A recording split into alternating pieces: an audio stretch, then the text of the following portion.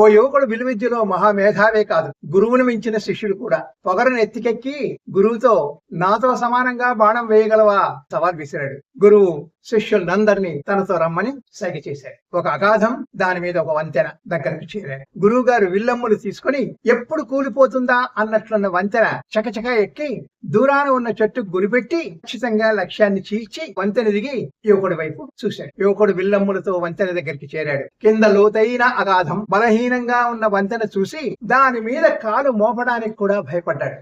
నువ్వు మంచి విలుగాడివే, బాణం వెయ్యడానికి కావలసిన ఆత్మస్థైర్యం నీలో లేదు అన్నాడు గురువు. ఏ పని చేసినా శారీరక నైపుణ్యాలు మాత్రమే చాలవు. శరీరానికి మనస్సుకు తగినంత సమతౌల్యం కావాలి. ప్రతిభకు క్రమశిక్షణ కలిగిన మనస్సు కావాలి.